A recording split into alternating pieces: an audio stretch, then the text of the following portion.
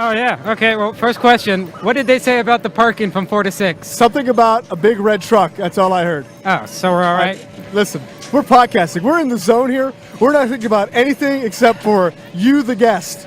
What are we talking about? Well, who you are. I'm primarily. Micah. Micah, Rosa. Why, Micah, are you here? I'm here supporting Allentown in the hardware store. We know that Josh Lucas is doing a lot for the neighborhood. That was an unexpected plug. I was thinking this was going to go all about Shoutside, but here it's all about the hardware store. Well, Shoutside's about the community. That's what we're building. So the hardware store it's that place where we can all get together, have like a base camp for a lot of technology firms. Do stuff like this. I will say, anyone listening out there that thinks for tech, if you're looking for something to do, there's a petting zoo here. Yeah. And I've personally witnessed the squeals of many women. you need to come down and take them to the petting zoo. Are you implying that men in tech don't know how to make women squeal? No. I'm implying that men plus tech plus petting zoo equals happy women. So. Good. So tell us about Shoutside, because what we want to do is feature people that are doing cool things and wandering around Food Revolution Pittsburgh Day. All right, so Shoutside, it's a digital marketing firm. So what we do is we go into traditional offices like lawyers, doctors, all the kind of things that usually advertise on newspaper, maybe take out some billboards for way too much for little return, and just do radio, all that kind of like old stuff. And we take some of that existing material, re-outfit it for the new digital age. So we take radio, put that on Pandora, we'll take newspaper, shift that to Twitter and Facebook, and then finally television goes on to YouTube. And all of a sudden you take your boring advertising that's losing audience and you're reaching a whole new audience across all the screens, smartphone, televisions, computers, and then it gives that opportunity to like stick. Well, and let's get really stupid technical, because anybody listening to this podcast is probably a nerd, right? So we talked a couple times just about cost per impression, right? Like people are paying a really high rate in certain ways of pushing their content out, and there's better ways to do it. There's better. In fact, even what you said, cost per impression, that's something that only digital can even give. Like if you're a lawyer, let's just say a doctor, and you buy yourself a billboard, the only thing you're going to get is an estimate on the amount of traveling cars in between. And if you honestly are going to take that estimate and say, oh, well, there's like 10,000 cars drive past this, and you think that's a cost per impression, that's nuts. Nobody's paying attention. They're just driving by. But so online, when we say cost per impression, it could either be the amount of people that see it, or we can say like on YouTube, they distinguish now between cost per impression and a cost per view. So an impression is it comes up, and you get 5 seconds to skip that ad. And if the person skips it, whatever, they weren't interested. Why should you pay?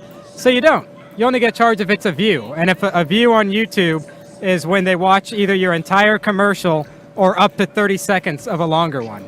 So why would you pay just for cars running down the street when instead you can say, well, let me put this in front of screens and only pay when someone is engaged enough to spend more than 30 seconds looking at this. It's really about knowing your customer, because if you do your advertising in this medium, like you get data to think about and contemplate and shape your philosophy and goals, right? Well, here's something.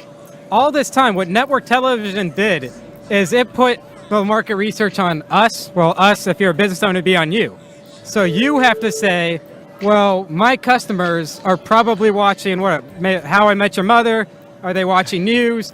It's up to you to figure that out. And then you make your best guess, and then you buy on a single channel that audience. Whereas online, it's opt-in. Since you can blast your ad everywhere with those impressions, they're free. And everyone who hit skip wasn't interested. So we don't have to guess if they're interested or not. We just know because they skipped it. And the people that remain, people who watch more than 15 seconds or 30 seconds, then we get to build up what were they watching at that time.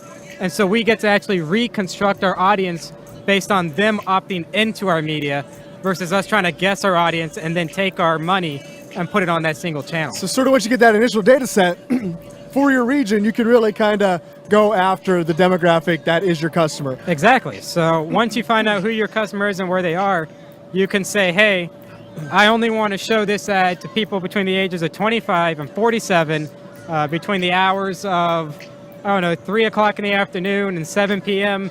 in the 15213 area code. And you can do that.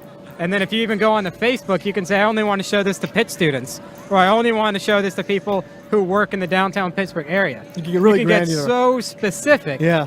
And so that's two ways to do it. In one opinion, I think that getting that specific is us thinking that's what we want, because we've always had a buy one audience on television, and we're just looking for that one channel where everyone who watches that channel is our customer. You don't need to do that anymore online because it's opt-in, like I mentioned before. I'd rather show it to everyone in Pittsburgh, and if they don't skip my ad, then that's someone I reached that wanted to see my content. So what kind of cost per impressions, like, would someone get doing sort of that kind of YouTube-driven run versus, say, a TV cost per impressions or a billboard? Do you have, like, metrics you could share? Yeah. Television. Okay, on television, it's about $10 for every 1,000 people to reach on television, and they measure that based on just the Nielsen ratings. Who's got their TV on at that time? Yeah. Well, it's not even who's got the TV on. It's let's give one box to one family, and we'll say they represent 1,000 people. So already you're extrapolating information based on a very limited sample size of the people that signed up for those boxes. And sure, they might be good at selecting it because that's the old time, and I'm sure they've improved it. But at the end of the day, you're already taking a small sample size and blowing it up.